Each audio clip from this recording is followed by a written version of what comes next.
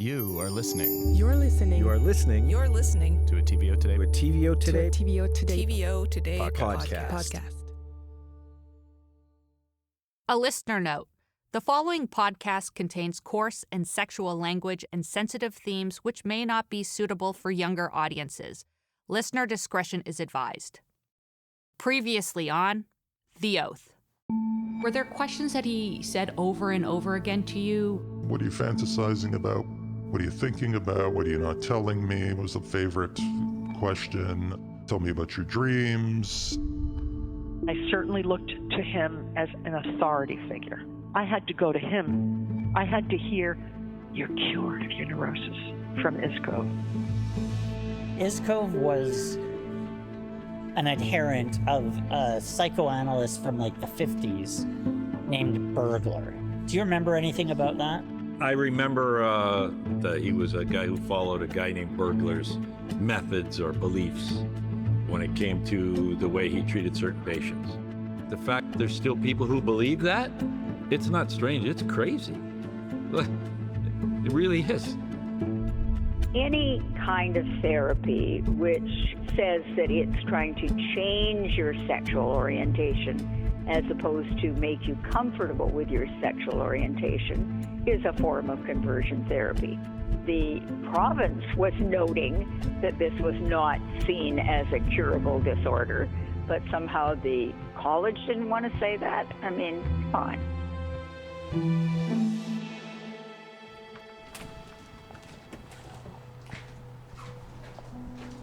In August of 2023, my producer Brennan Leffler and I decided it was time to pay a visit to Dr. Melvin Iskov's office in Toronto.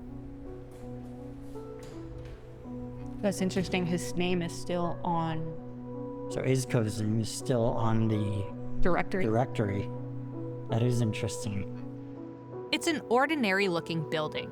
Low-rise, reddish brick, typical of 1970s architecture. It definitely has that medical building vibe. It's been years since Dr. Iskov lost his medical license, but when you search his name, Iskov's office address still comes up.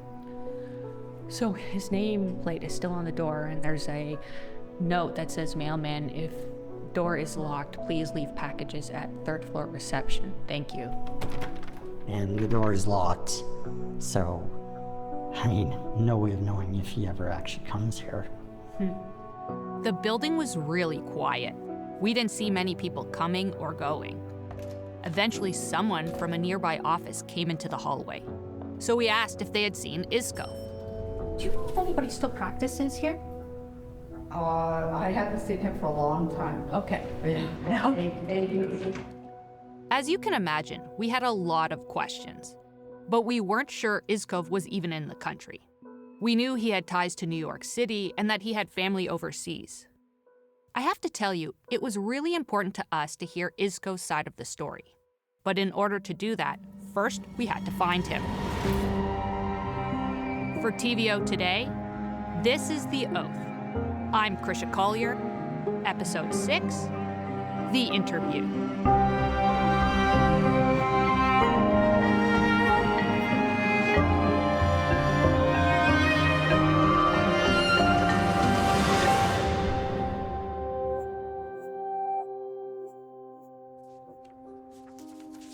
For weeks, a large portion of our day went into finding Iskov. We managed to track down old phone numbers, email accounts, and addresses. We tried them all. No luck. So we decided to go back to his office in December 2024. So basically, as it looks like nothing's changed. Yeah, I mean, at least in the lobby, we'll see if that sign's still on this door. Our plan was to write up a letter with a formal interview request and slip it under the door. Maybe there was a chance he still came here. We weren't sure, but it was worth a shot. Okay, so we're at 204. So I'm gonna just slip it out under. It's delivered. Yeah. Okay. We'll see if he comes back. The rest of the month came and went. Crickets. Then, in early 2025, a message popped into my inbox. It was Iskov. After some back and forth, he agreed to sit down with us. So, in this final episode, we're going to do things a little differently. you're going to hear mainly from Iskov himself. That's because we're giving him a chance to respond to allegations made against him and comments people have made in this podcast. We did 2 different interviews, one in January, one in March. In total, we spent more than 4 hours speaking with Iskov. This episode is the combination of both. Why did you want to become a doctor? I come from a family of doctors. My father was a family doctor. My mother had 3 brothers, all of whom became doctors. So it just is kind of like the family business. It was in the family. It was sort of expected. Our quick impression of Iskov? He's very intelligent, professional, and polite. He's measured in his answers at times, others not as much. In our first interview, he's wearing a suit and a tie. Iskov is tall and lean. If you saw him on the street, you'd never think he was almost 80 years old. Although there were times it was obvious his memory was starting to wane, especially during the second interview. If this was 4 years ago, I would have said my memory is 100%. Today, I would say that it's somewhat less, and some details might not be clear in my recollection of them. So that is a potential obstacle to what we're doing here. But I think the people who have known me for decades would probably answer the question this way. His memory was always so good that even if he lost a few degrees, he could still answer your questions. We found this to be mostly true. There were times Iskov would forget what question was asked. He would repeat answers or struggle to recall details. But his knowledge of Dr. Edmund Bergler was unshakable. Why is Dr. Edmund Bergler's work so important? How many weeks do we have? Bergler's work is important because, in my personal opinion and experience, Bergler was second only to Freud in terms of understanding, perception, grasp of the material, ability to follow a thread and come to the correct conclusions, etc. What Iskov thinks Dr. Bergler got right is his work on neurosis and psychic masochism. Obviously, he had been using those theories in his practice for decades. But one of the areas we were hoping to have Iskov explain was Bergler's theory on homosexuality, since it comes up so often in his case.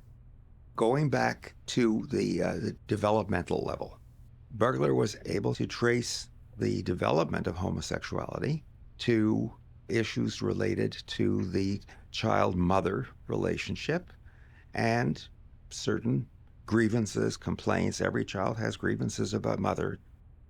The way Iskov breaks it down, every neurotic child has had trouble early on adjusting to reality.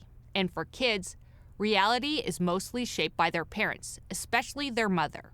He says if a child feels misunderstood or mistreated by their mom and never really works through those feelings, it can have a lasting impact. One of the outcomes can be the turning away from mother to the self. Nobody understands me. Nobody loves me. I have to love myself. So then you get the self-centered person. But the other thing, it can lead to homosexuality. But then the irony of this is that any therapist who has worked with large numbers of homosexual patients can tell you what he hears about, particularly if there's a homosexual patient who is in a homosexual relationship. Arguments, fights, breaking up, getting back together, running around on the side with others. So Bergler's books are filled with examples of this. I know a lot of heterosexual relationships that look the same. Yeah, they do. But when homosexuals do it, they do it better. In other words, everything that we see in ordinary neurosis tends to be exaggerated in homosexuality. Why? Because there's a greater self-absorption and the greater feeling of being mistreated, misunderstood, etc. We're going to put a pin in this for now, but we will get back to this later in more detail. Throughout our reporting, we've heard stories about Iskov's bedside manner. Some people liked it, and others didn't. And we've all been there, right? Sometimes you see a doctor and you click with them. Sometimes you don't. And Carol DeTosti definitely didn't click with Iskov. To remind you, Carol was a patient of Iskov's in Albany, New York in the early 70s. We did find a couple of former patients, one of which her name is Carol DeTosti. I don't know if you remember that name. By your face, I think you might. Unforgettable. Carol felt a little bruised about the therapy. That's funny because I took my boxing gloves off when I was talking to her. In case you didn't catch it, we think Iskov is being ironic here. He actually told me he sometimes uses irony with patients. He says it's a big part of burglarian analysis. I can see it too. It pops up in our interview. He may have even used it with Carol. One of the things we learn to say to people to help them, to remind them that they are in the driver's seat. We would say something like this to people and say, oh, I'm so upset, this and so-and-so said something, and hurt my feelings, etc. And this is after we've gone over all these things 100 times or more. And I would say, well, you can suffer if you want to, but it's a gentle kind of irony. You can suffer if you want to. In other words, why suffer about this? Do you think people would have interpreted that directness or even that type of irony as... If they'd worked with me for more than 5-6 months, they would have been very familiar with that. Okay. She found that very difficult. You're not surprised? No. No, I'm never surprised when I hear anybody has said anything.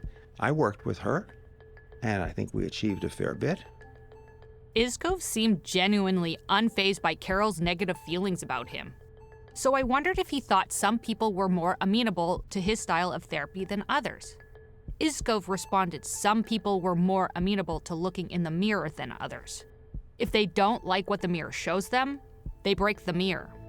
It's a point he directly and indirectly brings up over the course of our conversation, particularly when talking about his two accusers. The way the committee sort of characterized your clinical practice or your interest is it said something to the effect that you had a special interest in treating patients who were struggling with homosexuality. Is that a fair characterization of your clinical practice? No. If there was evidence of this, whenever there was a signal of something, I would follow up. I think a lot of patients who were not ready yet to acknowledge the existence of this in themselves would turn around and say that I had a particular obsession with homosexuality and that I was trying to tell them that they're homosexual. And then so I would say to them, well, the 4 dreams that you had in the last month that involved homosexual activity, did I put those in your head? Now, patients are very quick to feel misunderstood by the analyst because they feel misunderstood by everybody. I was able to contact and speak in person with patient X. One of the things he had spoke to me about was that he had been insistent that he wasn't gay and that you insisted otherwise.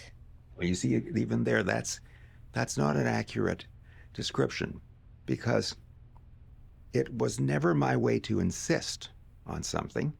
I would always turn to the clinical material. What's the material?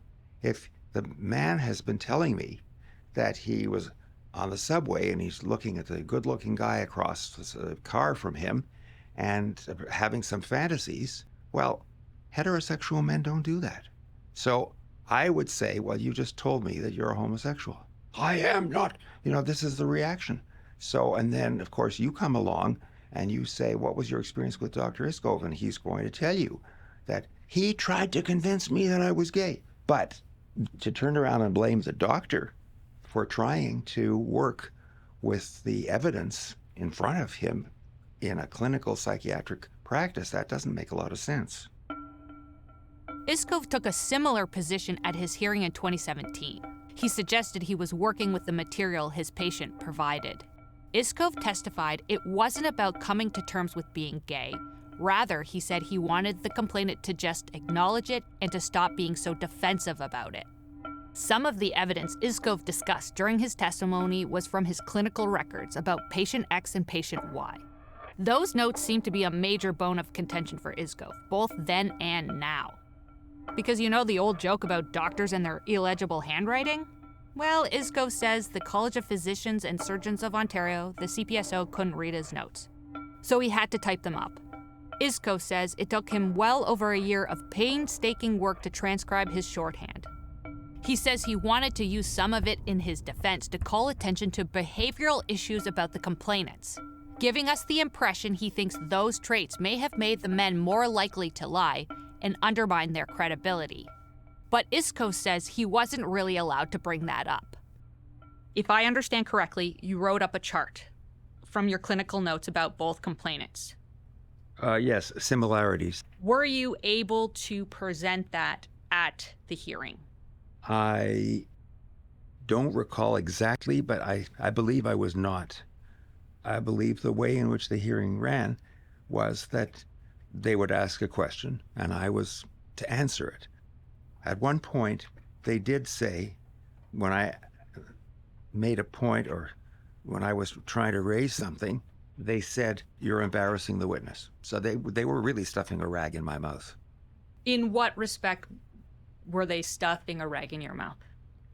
Well, for instance, I began with a lot of points about the similarities between the two men, going all the way back to their childhood. Every one of my files had a thorough past psychiatric history, and particularly the focus had to be on troublemaking behavior. They certainly had their share of emotional difficulties. So, two patients who were so similar in their personalities and aspects that pointed in the direction of failures of adjustment in early life, ability to get along with people, ability to function, ability to go through childhood without constant turmoil, and the difficulties in their getting along with other children, dealing with school, work, etc., lying, taking advantage of other people. So my point with this chart that I made was to show that it can't be a coincidence when we see so many psychological components. It adds up to something. We did check the transcript of Iskov's testimony. There are portions of it redacted, so we couldn't verify everything Iskov was able to say during his hearing and what he wasn't. What is clear, though, is that the CPSO's discipline committee did review at least some of his clinical records, because in the decision there are references to them. Since we can't say one way or the other, it's possible Iskov's claim that he wasn't allowed to discuss the full details of the complainant's psychiatric history hurt his defense. I wanted to ask you how you felt about the disciplinary process. It's a very unpleasant experience. And it's the kind of experience which, once finished, the inclination is to say, well, thank God that's done, and move on. But that's always been my way. If I fall, I pick myself up and keep going. So with regard to the process, because the specific area in which I was working is not particularly well known or understood, that this didn't help me, because under other circumstances, if a doctor is accused, there will be many specialists who would be willing to step forward and say, well, he did a wonderful job. But in my area, we didn't have people who could understand or sympathize with what I was trying to help people with. I think that the college's view of a complaint is, to really simplify it, if the patient is complaining, the doctor must have done something wrong. And they don't understand that there are some people who can be angry at you if you open a door for them. I've seen this. Did you engage in sexual activity with the complainants? No. Iskov has always maintained he is innocent of the allegations, but the committee didn't see it that way. He says that's because from the get-go, the panel was biased. In fact, the way Iskov portrays the proceedings, it sounds like he feels like the deck was stacked against him. ranging from the committee not understanding his use of burglars' methods in his practice to complaints about his lawyer. He was a good man. He was nice. He was good to work with. But I met with him at one point, and I said, so, have you accomplished this or looked at this? And he said, well, I've been busy with other cases, but I will be getting to your case soon. This was 2.5 weeks before the hearing. And I thought, a high school student with a math exam coming up would spend more than 2.5 weeks getting ready. So you feel like you did not have adequate counsel? I felt that he was not up to the task. Brennan reached out to Iskov's lawyer. In a statement, he said, quote, "In the 8 years since I represented Dr. Iskov, to the best of my knowledge, he never raised an issue about the quality of our representation. A strong and thoroughly prepared defense was presented on behalf of Dr. Iskov. I, therefore, find his comments very strange. I contacted the CPSO about Iskov's criticisms as well. In an email, the media rep said, quote, a disciplinary hearing was conducted following established rules and regulations. There was a finding of professional misconduct, and his license to practice medicine was revoked. They added the college doesn't comment on specific complaints and investigations, and mentioned that confidentiality obligations in Ontario law restrict it from sharing any information beyond what has already been made public." Iskov's hearing took place over 8 days. Both patient X and patient Y testified about how the alleged sexual abuse unfolded. In the decision, the committee noted that there were similarities between the two men's stories. To name a few, both began seeing Iskov when they were relatively young, in their late teens and early 20s. They described the alleged sexual abuse occurring after many years of therapy with him. And they recalled a virtually identical progression of sexual activities, from sexual touching to mutual masturbation and oral sex. There were enough similarities between the two stories that it caused the committee to consider the potential that the two complainants colluded. And the committee noted Iskov suggested it was possible the two men knew each other. He talked about that with us too. Iskov thinks they might have met in his waiting room. There were certain patients who disobeyed my requests about privacy. The sign on my waiting room door said, "Please enter and close the door behind you." Quite often, I would find the door open when I came out to show them in.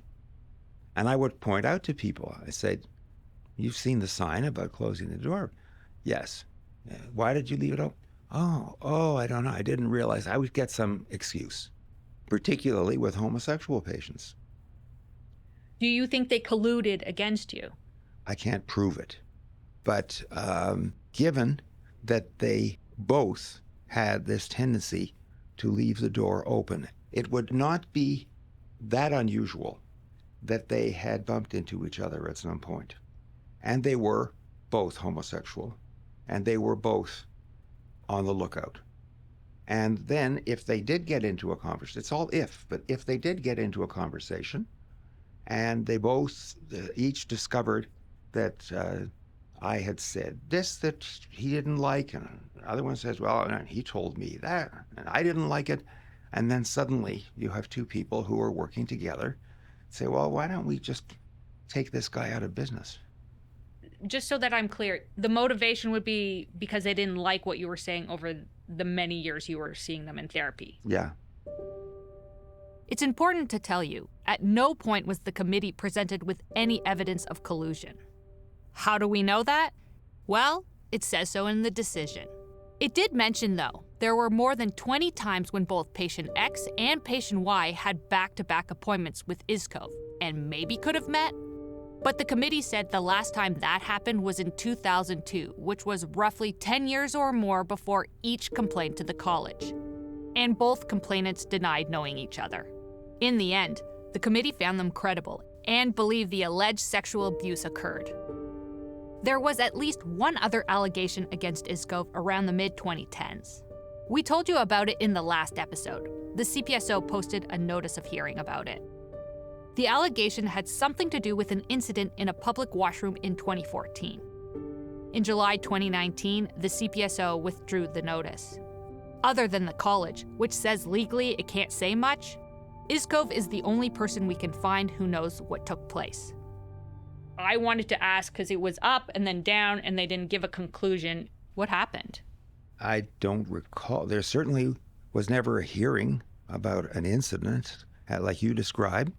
I do recall that at one point I had some urinary difficulties where I would think I was finished, and then I would leave and then realize that I had to go again. So I'd go back. Maybe it was in connection with that. Maybe it was, because Iskov only had vague memories about the incident. And by the way he describes it, it could have been a simple misunderstanding. Here's the interesting thing, though. In trying to run down what happened, we went down a lot of different alleys. Most of them were dead ends. But we did get a tip about a potential historical complaint that we haven't mentioned yet, which we couldn't ignore. So we went digging through old archive files, made many Freedom of Information requests. We did everything we could think of to verify this information. At one point, we thought we were just chasing a ghost. Until finally, we discovered an old CPSO publication from the 1990s at a university library with some of the details we had been told. Have you ever had any hearings prior to 2017? I don't think so. Not one in... No, wait a second. Yes, there was something in the 90s. In 1992. Yeah. With similar allegations. Yes.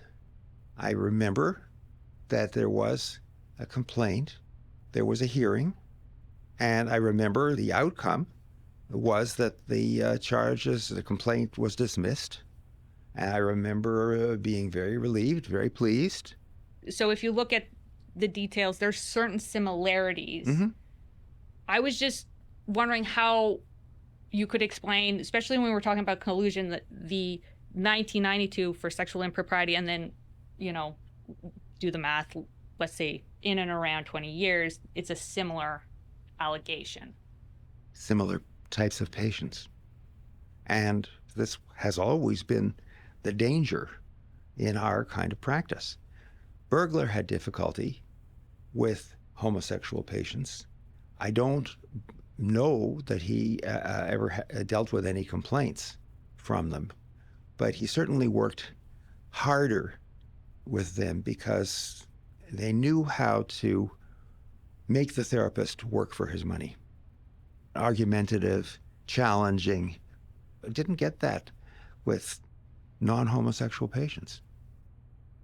Back at the hearing in 2017, Iskov testified he saw, quote, many homosexuals over the years. He said probably more of them left after 1 or 2 appointments than stayed. I know we've talked about this a lot already, but Iskov was asked multiple times about how he would use Bergler's theories, even by his own lawyer. Quote, do Bergler's methods involve helping people so-called cure homosexuality? Perhaps you could explain this to the committee. That question has been rattling around our brains from the beginning.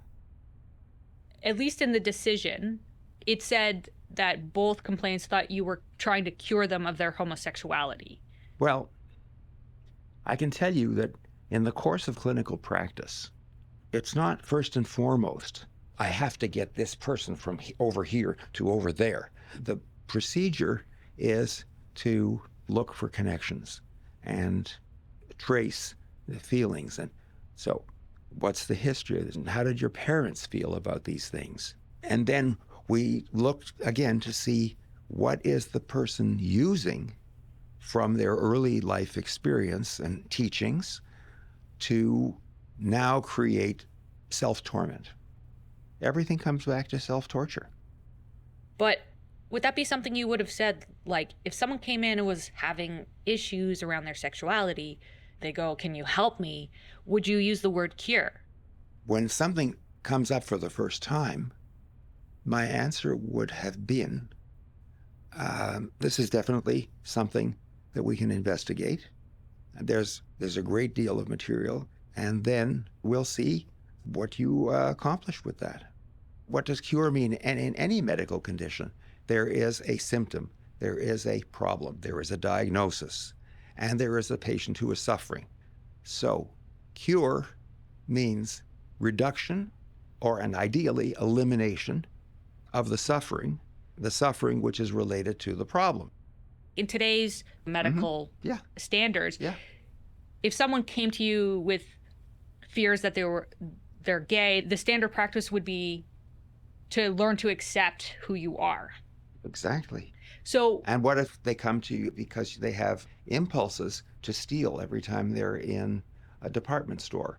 So is the standard practice that, well, you just have to know that you are a thief and live with it? but that's Accept yourself. It's different, though. Wouldn't you agree? It's different being gay and stealing. No, what they have in common is there's something that it's bothering him. This isn't where I thought I was going. Iskov acknowledges that many of his colleagues believe homosexuality is part of normal behavior. Just a reminder, leading psychiatric organizations no longer consider homosexuality as a disorder. So I asked Iskov, why not just set burglars' work aside when seeing patients where sexual orientation is part of the picture? He didn't really answer that question directly. Instead, Iskov implied the reason the American Psychiatric Association, the APA, removed homosexuality as a diagnosis from the DSM in 1973 was because of public pressure, not science. He goes on to tell me about gay rights protests at APA meetings in the early 1970s. Iskov is right. There were protests, and they did stir things up. But then later, after the decision to cut the diagnosis was made, some psychiatrists weren't too happy about it, so they petitioned the APA to hold a referendum. When it was all said and done, 58% voted to uphold the decision to remove it. Did Burglar have a bias towards people who were gay? Absolutely not. He said it takes a strange kind of bias against a group of people to work out and to study them and to work with them by the dozens and hundreds and work out method of treatment to help them change. Where's the bias? One of the things that when we started looking into this case, Sure. Toronto Star comes up, the Yeah. National Post comes up, they make mention to conversion therapy in relation to your clinical practices. But that's based on the assumption conversion means changing something from something it is over here to something it is over there, which is not the case. And that's not what you're doing. It's not what I'm doing at all. What is the difference between Burglar's analysis and method and conversion therapy? Conversion therapy is not a term that I've ever used or thought in terms of. I suspect that the term conversion therapy came about because of the underlying idea that a person is either heterosexual or homosexual. They're two different creatures. The idea that the potential to be heterosexual is present in everybody, including in homosexuals, and that they have gone in a different direction for a reason or reasons, that's not part of the current thinking. You're this or this. So that's where psychoanalysis and Freud and Burglar come into the picture, that in the same way that somebody with other neurotic symptoms or traits, such as a fear or a worry, this is not something inborn or genetically determined. Is there any possibility in which Burglar's theory on homosexuality is wrong? Yes, there is a possibility that his theory is wrong, and there's also a possibility that this is not a disc. That's the thing about Iskov. He is well aware the psychiatric standards of care have changed, and that they changed a long time ago. He just doesn't agree. As I left the second interview with Iskov, it's pretty obvious where he stands. But more than a year into researching this story, I don't think we can say the same thing about the medical regulator. When we asked questions, we often got written statements that didn't get into specifics. Or the questions weren't addressed at all. For instance, we asked if the college had ever recommended allegations to the discipline tribunal in relation to so-called conversion therapy. Instead of answering that question directly, a media rep said things like the CPSO is committed to ensuring that patients receive evidence-based care. In fairness, the regulator has provided us with some details. Part of it was about how complaint investigations work, professional obligations, and continuous improvement. But throughout this entire process, it repeatedly told us that legislation prevents it from providing key information that we were looking for. And we get it. It's important to keep doctors' and patients' information confidential. But how far should confidentiality go? Even some experts we talk to think there is room in the law for the college to be more transparent. So I guess what we really found out is this story is about more than just Iskov's case. Because you can have all the rules and laws in place, but if it's not clear how they're being carried out, I'm not sure the public can be confident the system is really working. The Oath is hosted, written, and co-produced by me, Krisha Collier. Brennan Leffler is a co-producer and writer. Sound design and editing by Damian Kearns. Editing and technical support by Matthew O'Mara. Theme music by Allison Layton Brown. Special thanks to the Barry and Lori Green Family Charitable Trust who made this podcast possible. For TVO, Katie O'Connor is the managing editor of podcasts and digital video. Lori Few is the executive producer of digital. John Ferry is vice president, programming and content. Thank you for listening.